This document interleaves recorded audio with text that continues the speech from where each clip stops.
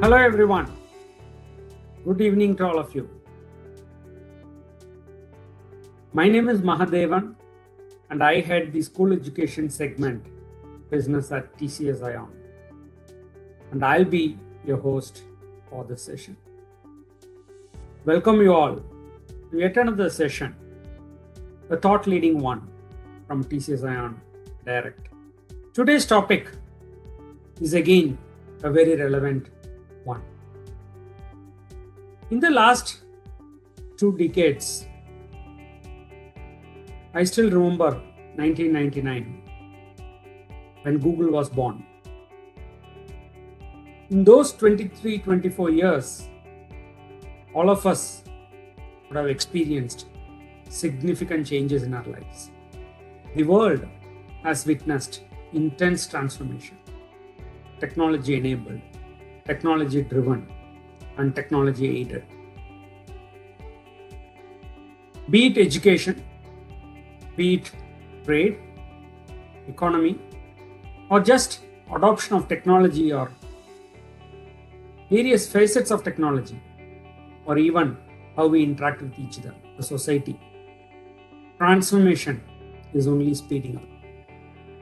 Education specifically has changed big time, with tremendous inroads made into access to connected devices and the quality of content.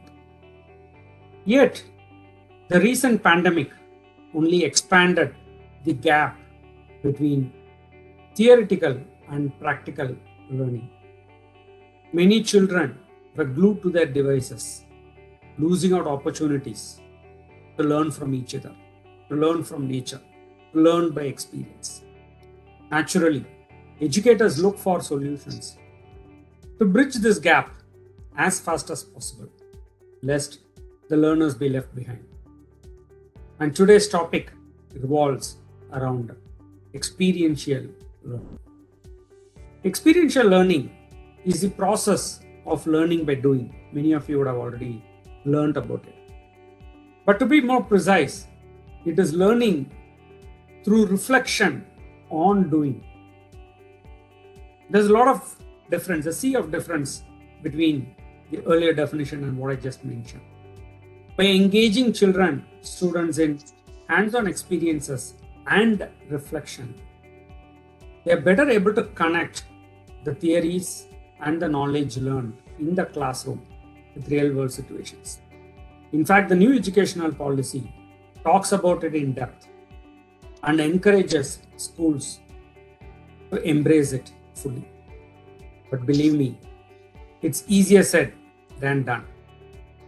Implementing experiential learning programs, weaving them into the curriculum is tough work. But as you all educators know, it's the effort worth its weight in gold.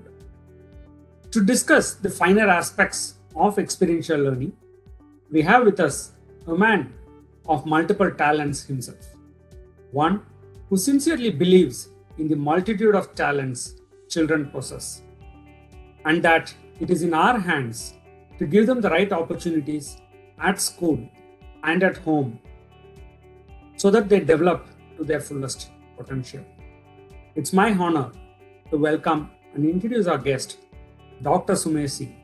Welcome, sir. Thank you. Dr. Sumer Singh is an educationist, an author, an artist, a designer, and a well-known leader in the field of holistic education. I just told you he is multi-talented.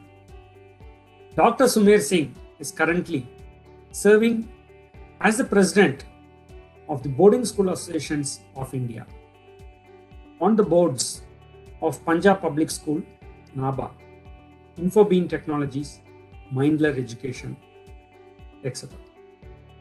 He has also served as the chairman of the Indian Public Schools Conference, as the trustee of Round Square International, and on the boards of Global Connections, AFS India, IIM Indore, Lawrence School Loudale, wow, that's very close to where I live, and Mayo College, to name a few. He's taught a lot in the United Kingdom, at St. Anne's, Windermere, Box Hill in England, Gordonston in Scotland, and the UWC of Atlantic in the Wales, as well as the Doon School in Dehradun.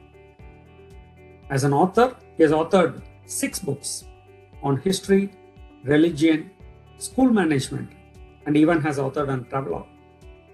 He's a keen artist. Will you believe he has held 4 one-man exhibitions on oil on canvas? As a designer, he has designed schools, several schools.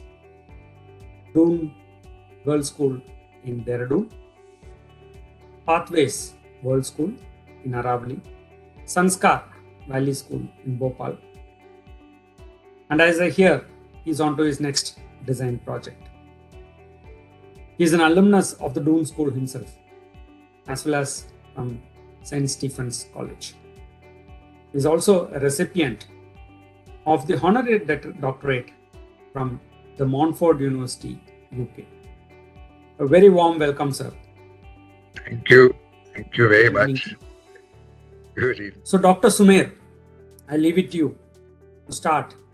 Just want to give you an opportunity to talk about your experiences and thoughts on experiential learning as a topic. Over to you, sir. Thank you. Thank you very much. I think the best example that I can cite in a school situation is a game of football.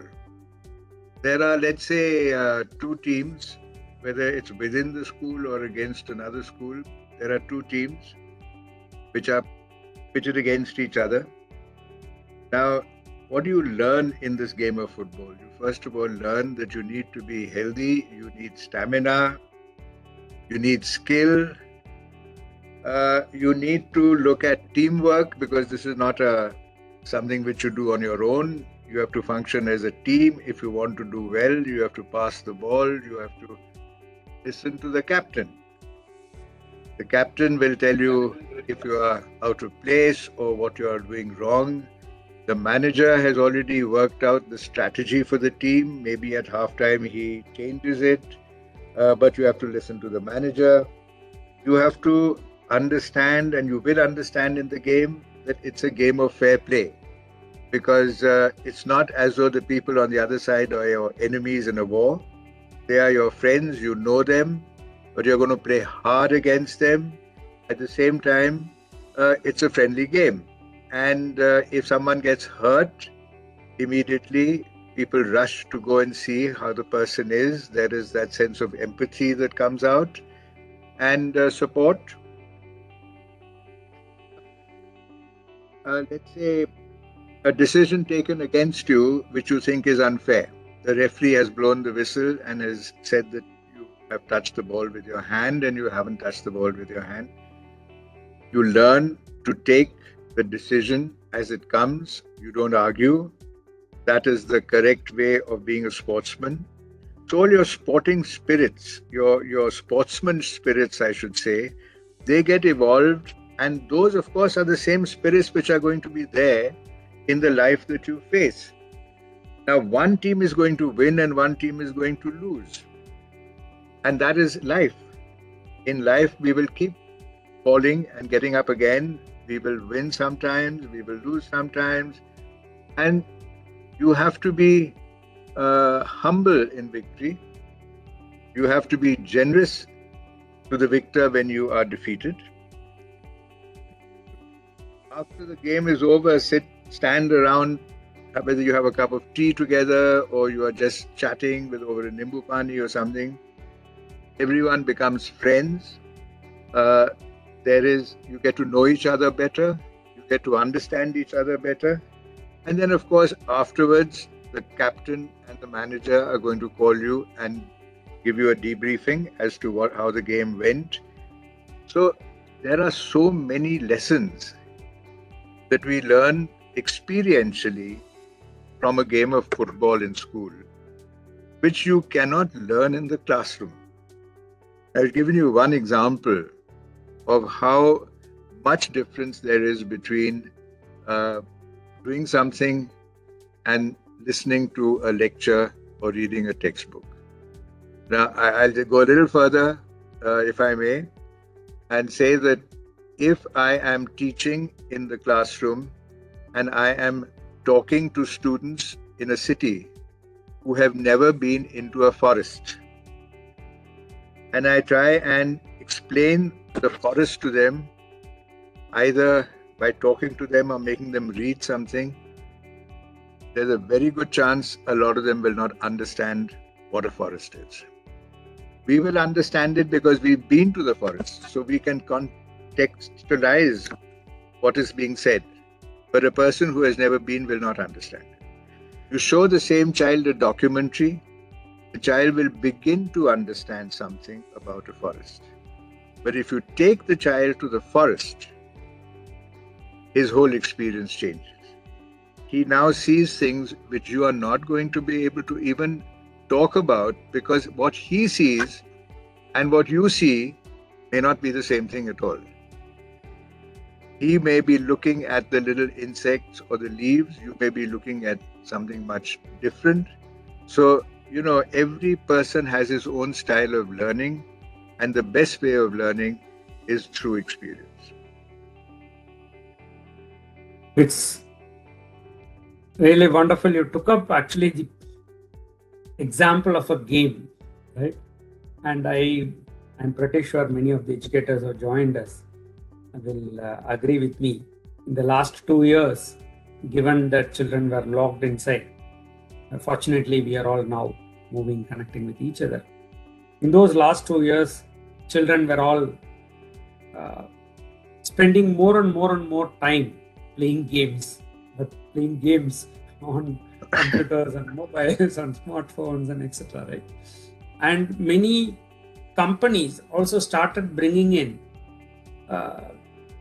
products telling that game-based learning enables XYZ capabilities. But that's where I think you brought a very important point, which I want to touch upon for you to expand quickly. But the point is, we talked about in the topic experiential learning in and out of classrooms. In fact, it's simple to just keep it as experiential learning.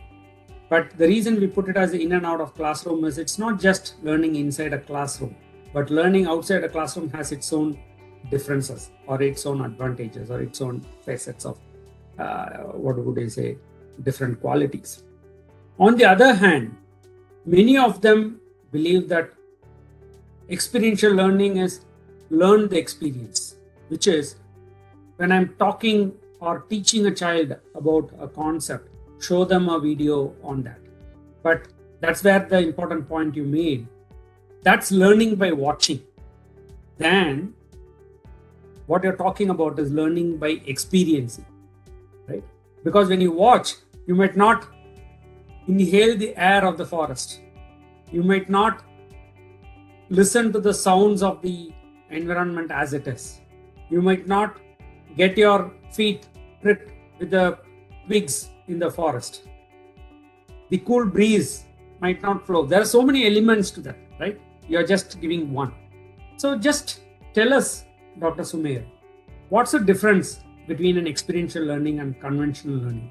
What kinds of things should someone be aware of? See, by conventional learning, we are normally talking about classrooms in India where you have anything from 30 to 40 students sitting at their desks facing the blackboard and the teacher.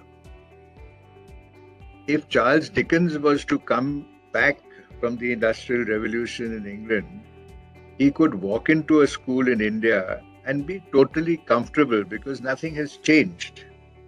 I even looked at the exhibit of the table chair set that was there in those days.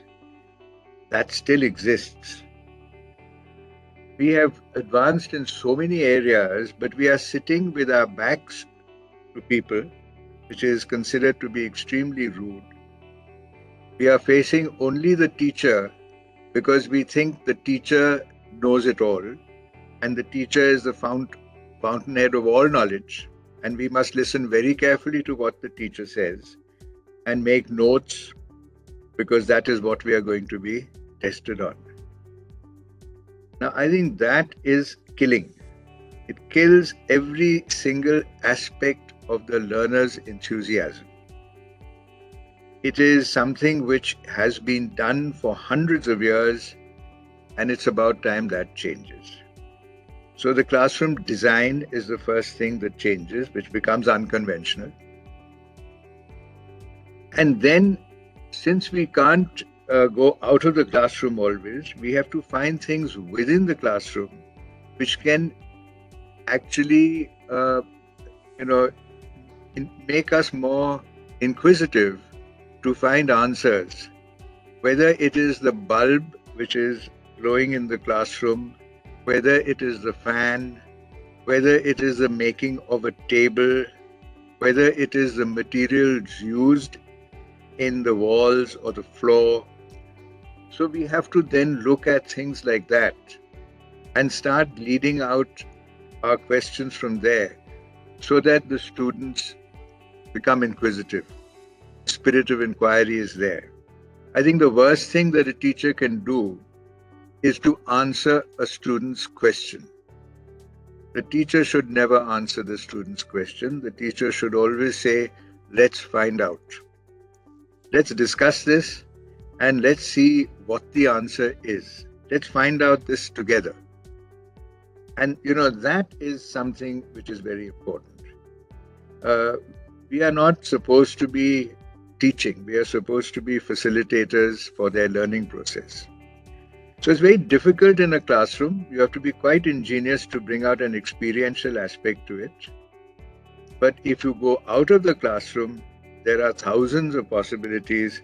Like I experienced in my teaching career in Toon School in 1984. We did some crazy things, but the kids loved it. We loved it. And I think experiential learning outside the classroom is definitely a huge advantage. So when we started discussing, one of the points I tried explaining was, today's schools do not have the luxury of, let us say, a large set of outdoor spaces for learning, or giving them the learning experiences, or let us even say guided learning experiences, right? It still continues to be what they used to call the sage on the stage model, right? When someone succinctly put it, it's already moved in to a guide by the side, and now it's learner in the pit. You make the learners learn themselves, right? Which is what your point is. A teacher should not just answer the question. Then the inquisitivity, the creativity, the deep thinking of a child is gone, right? Then they start expecting answers. Now, how easy it is to change in a conventional classroom? How can we really enable, let us say, experiential learning in a conventional classroom? It's not easy. It is really not easy. What we can do is that we can teach in groups. We can try and not limit teaching to a particular subject, because what is happening is, in our schools we follow textbooks which are not correlated at all. I am teaching something in English literature which is maybe a century behind what is being taught in the physics class. So we are actually dividing up our subjects for the convenience of the teacher, not for the convenience of the student. The student doesn't want separate subjects. The student wants multidisciplinary learning. Why is he bothered whether it's chemistry or physics or biology that he is learning at a particular time? He's learning, and he's learning what he finds interesting. And gradually he'll cover everything. So I think that, we need to re-look at not just the classroom itself, but we need to re-look at how we can match what is being done in one classroom and whether there's a continuity when the child goes to another subject in another room. I think that is important. So on the same topic, what you just mentioned, the challenge which teachers say, the schools say, is the environment in which our school is located, the boundaries in which the children can go and learn something. It could be the playgrounds, especially in larger cities. You don't have too much of, let us say, spaces available for children to really go and experiment. Yes, you mentioned about the game which you started. That's a fantastic way of learning. But let me just give one example of what one of the principals was talking recently. This school, which is in Ahmedabad, has the luxury of a small pond. Now the teacher takes the children to the pond, asks the children to look at various kinds of insects, various kinds of plants, various kinds of insect homes in and around, and various kinds of interactions which are happening. And then children make up their own thoughts, make up their own observations, or even drawings, and they come back into the class and talk to each other on what they observed, what they learned, or what their assumptions were, kind of thing. And then the teacher guided them. But this kind of a time, which is necessary for experiential learning, where we started by saying it's about reflection on doing, right? Now, that is not available in a typical class period. A typical class period in a school is, let us say, 40 minutes, kind of a thing. And it's all about completion of the syllabus. Now, how can a school focus on doing this?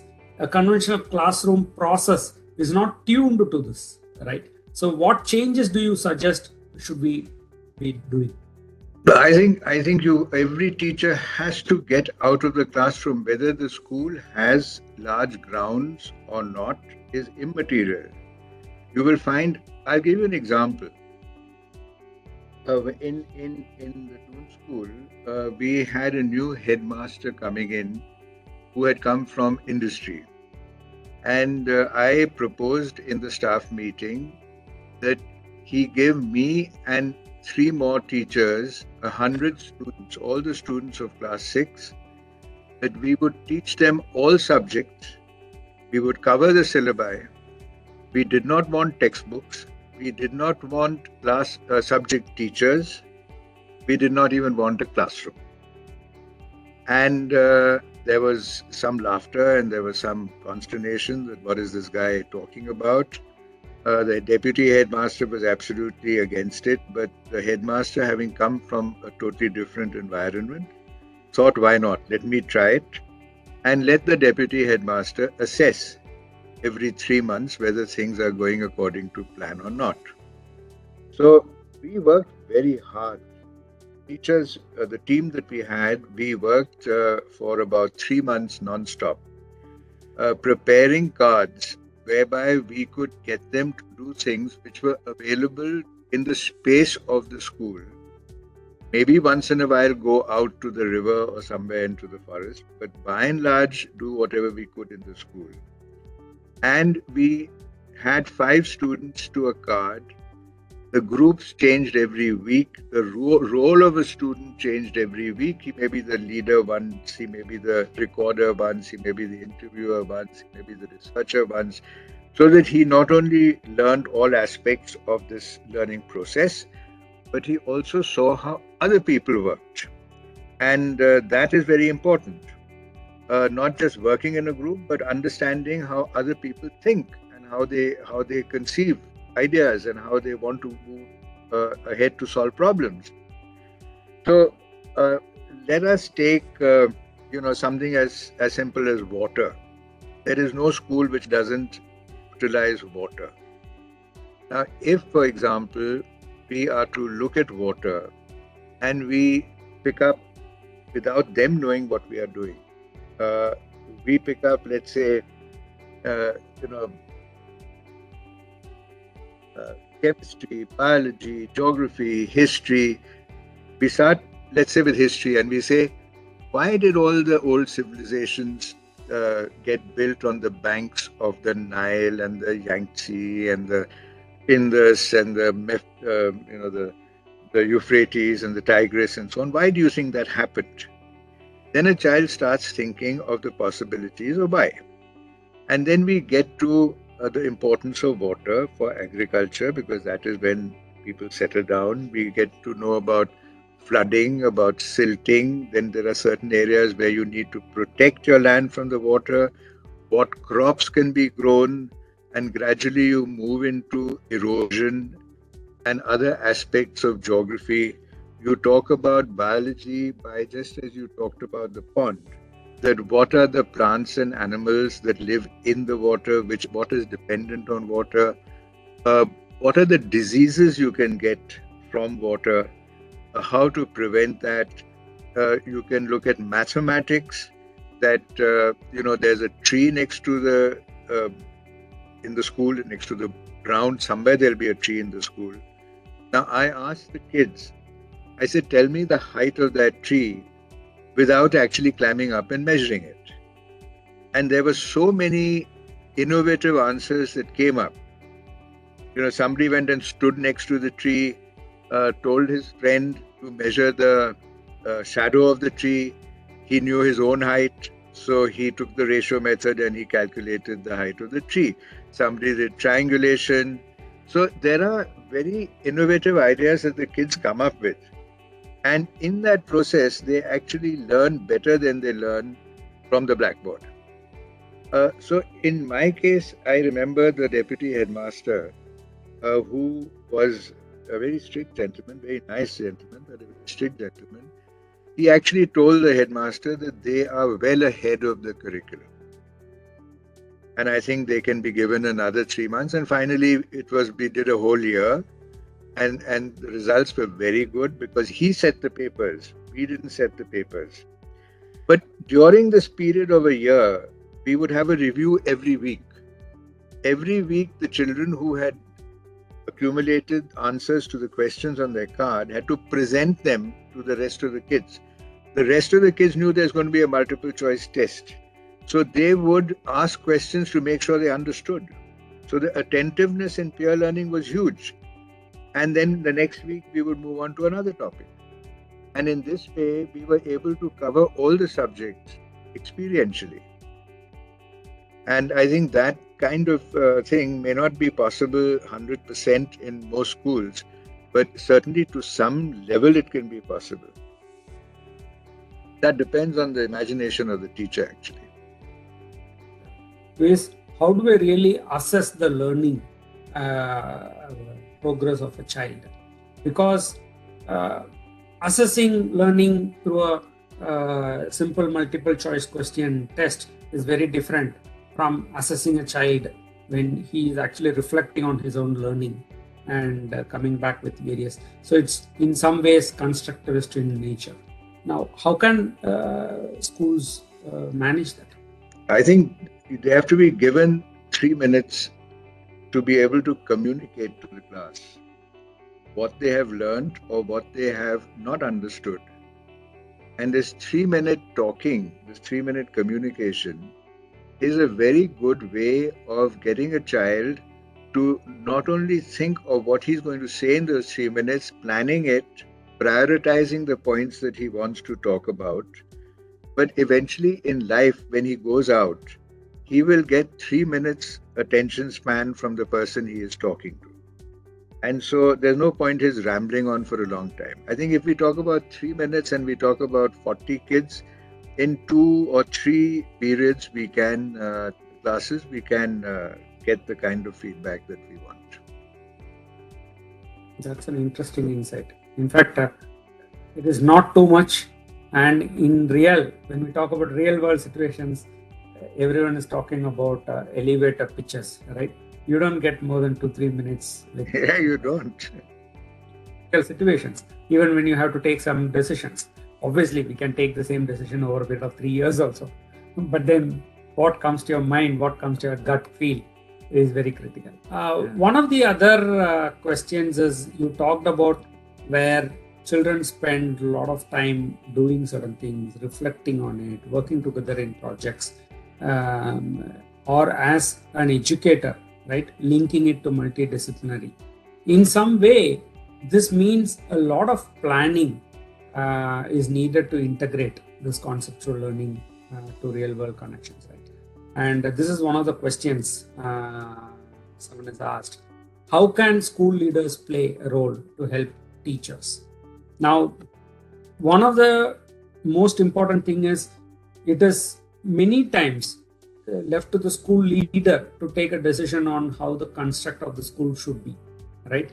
Teachers have very little freedom to do, at least in quite a few schools. Now, what would be your advice to such teachers or such schools? I have seen schools where, the teacher is told that today you will be teaching such and such points from your syllabus. In fact, some of the organizations have multiple schools, and the same lecture is being delivered in all the classrooms in all the schools. So it's like a factory, and it's a factory aimed at trying to get good marks in the board exams or in the competitive exams. It's not a factory which is supposed to encourage students to think on their own or to grow. Fortunately, the NEP is going to change that. Having no importance given to the school leaving exam is something that I had proposed to the government in 1988. And I had said, let's have a common entrance for universities. Let's not get into this school leaving. Let people do what they want to do in the school. Why do you want to tie them down? And I was told that, yes, we are passing it, but we are waiting till we have the technology. In those days, they didn't feel they had the technology to be able to do all the questions simultaneously in different languages. So this is something which I'm very keen on, and I can see it happening. And I've taught in schools abroad, and I've visited schools abroad, especially in the USA and Canada, where they really don't care about the school leaving exam.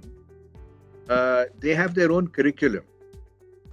And I'm very happy to tell you that the first school to do this in reaction to the NEP is the Noon School.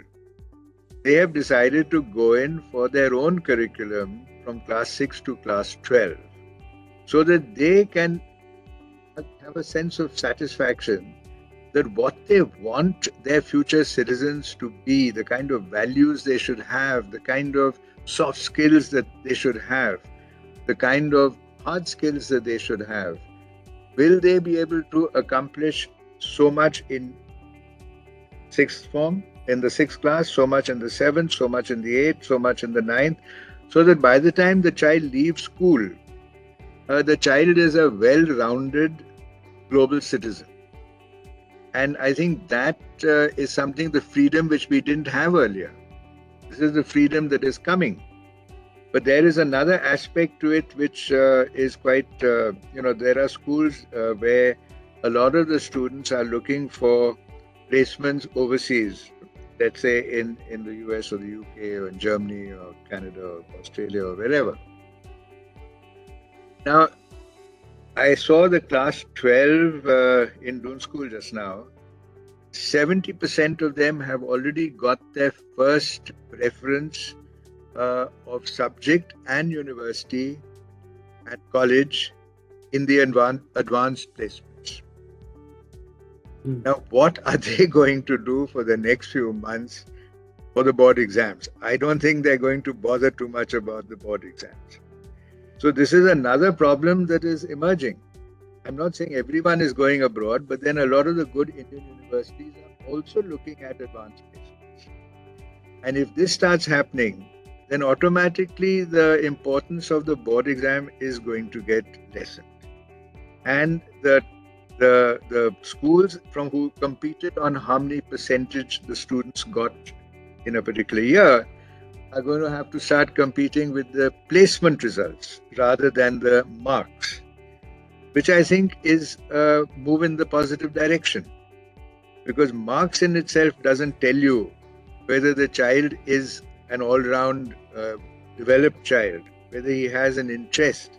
See, if you're going to look at 100 years of life expectancy for these children, and they are going to start specializing now.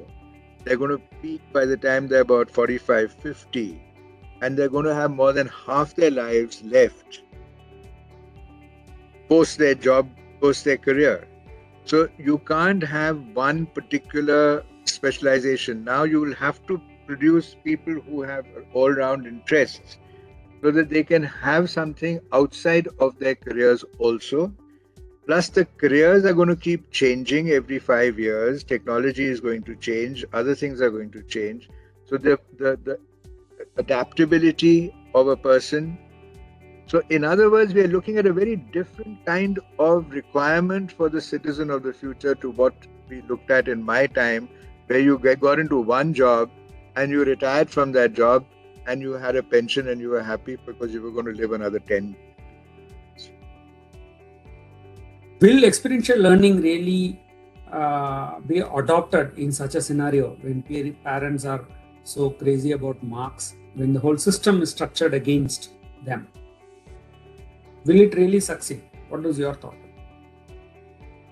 See, if you look at the research done totally independently of each other by Harvard, by Stanford, by Carnegie Mellon, they tell us, they took a very long time to come to this conclusion, that soft skills are what take you forward. The hard skills get you into the line. But once you're in the line, after that, your movement is going to be dependent on soft skills. Now, soft skills you can't learn sitting in the classroom. They have to be planned, and they have to be. They have to really, whether it's communication skills, whether it's empathy, whether it's critical thinking, whether it's thinking out of the box, whether it's all these things that we talk about as soft skills are what actually are going to make a difference to our success rate in life. So if we are interested in our children doing the long-term success rate, not the short-term and getting a job, then we need to look at soft skills. The second thing is that what is success? Eventually, every parent wants the child to be successful. So would they like to define what they mean by success? And if they are going to look at success the way it is being seen in the world context today, it is happiness. And if we are interested in our children being happy, then we have to look at good health and friends and relationships, meaningful relationships. So now, how are we going to do all this in the classroom? I think what we need to do is to talk to the parents and explain to them that these are the 21st century thoughts. Do you want to stick to the 20th century thoughts, or do you want your child to be given an opportunity to do well in this century where we are not going to be around? So I think we really need to start there. Yes, it's an uphill task. Parents want marks, school want marks, which fortunately is going to stop when this whole thing happens. In Singapore, they have banned ranking. Why have they banned ranking? Because children are supposed to be different to each other. They are supposed to be competing against improving themselves, not competing against the two people sitting on either side of them. Fortunately, those days where we used to have, in my time, where you put your something to cover what you were doing so that your neighbor couldn't see it, at least that's gone. You can talk in class. Otherwise, you were not allowed to talk. You were not allowed to. You could raise your hand, and if the teacher didn't respond, that was it. So times have changed, and we need to really educate the parents so that we can educate the children. In fact, one of the educators have just asked a question. In fact, they wanted a couple of more examples from your experience on how you implemented experiential learning, or how you have seen it getting implemented in a generic school. In a generic school, in any school. Okay. So it was great fun for the teachers. because we did our work for 3 months. After that, everyone else used to look at us and say that, what are these guys doing? They're just roaming around having coffee and tea and they don't seem to be doing any work. But we had done our work. You have to plan very solidly. And after that, it's the children who go out and do what has to be done.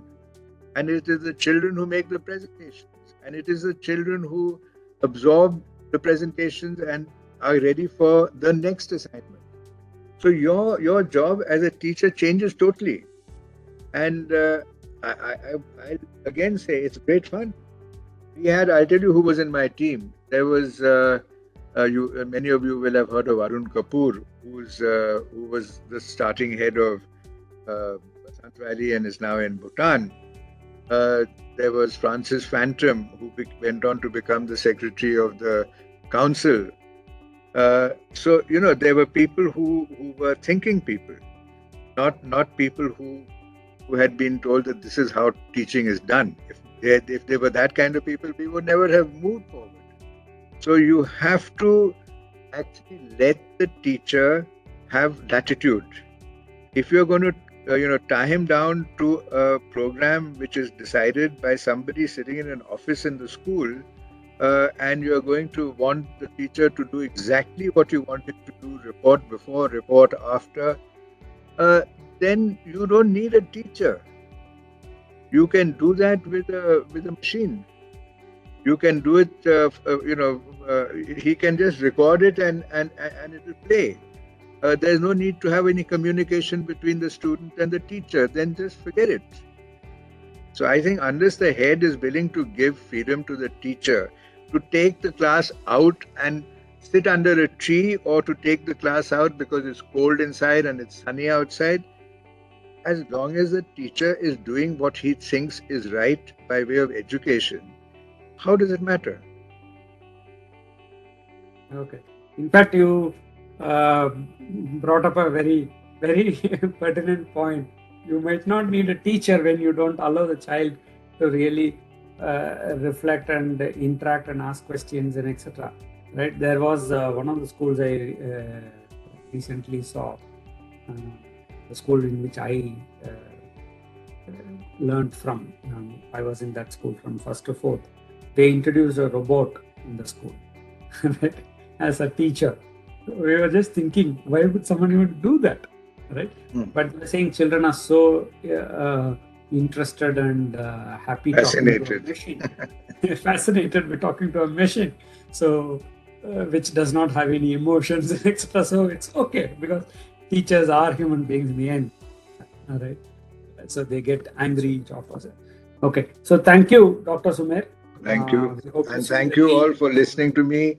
I don't know whether I made very much sense, but I appreciate your time and your patience. Thank you very much. Many of the examples which you gave are real life, practical and implemented examples, right? They are not on paper.